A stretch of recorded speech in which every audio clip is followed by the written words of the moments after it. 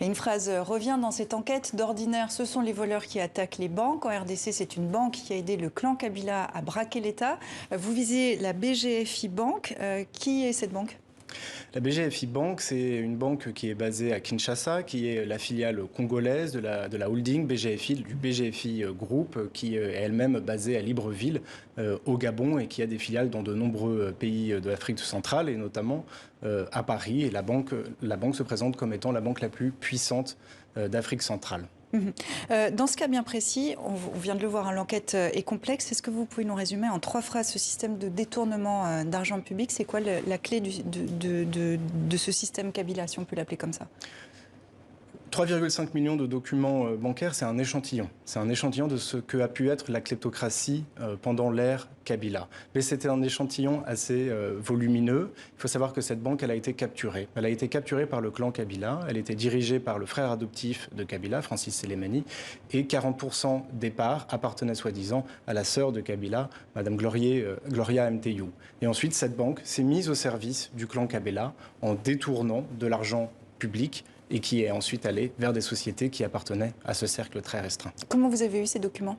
Je ne vais évidemment pas vous dire comment nous avons eu ces documents. Je vous pose évidemment la question. Bien sûr, protection des sources. Mais en tout cas, nous avons obtenu ces documents, ainsi que le site français d'information Mediapart. Nous avons partagé avec de nombreux autres partenaires afin que nos enquêtes soient les plus abouties, les plus crédibles possibles. Alors, l'histoire du groupe BGFI est déjà associée à des fuites de documents, les Lumumba Papers, qu'on doit à Jean-Jacques Lumumba, ancien cadre de la BGFI. Jean-Jacques Lumumba est à la tête d'un mouvement politique. Est-ce qu'il a un agenda politique? Alors, il est à la tête d'un mouvement de lutte anticorruption qu'il avait créé, qui s'appelle UNIS.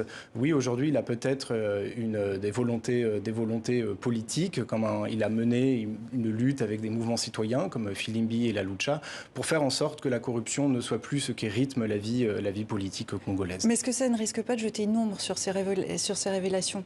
Les révélations d'aujourd'hui de Congo Hold Up, mais il n'est pas lié aux révélations de Congo Hold Up. C'est bien, il travaillait pour la même banque, cela vient confirmer ce qu'il a toujours mis en avant, mais on parle de révélations beaucoup plus volumineuses. Pas de risque de manipulation? Ah ben non, je ne pense pas, non. Vous voyez bien avec les journalistes et avec les ONG avec lesquels on a travaillé qu'on a bien voulu assurer cette indépendance, bien sûr. Alors, on va s'intéresser au clan Kabila. Joseph Kabila coule désormais des jours tranquilles dans sa ferme privée à 50 km de la capitale. Est-ce qu'il a de quoi s'inquiéter ? Alors là, s'il ne peut pas s'inquiéter avec des révélations pareilles, je ne sais pas ce qui pourra l'inquiéter dans le futur. Les révélations telles qu'elles sont démontrées vont être publiées pendant 2 à 3 semaines. On en est juste au premier jour. On a décidé de sortir un premier chiffre des détournements qui ont été opérés, mais ce n'est pas le seul qui va sortir et ce ne sont pas les seules histoires qui vont sortir.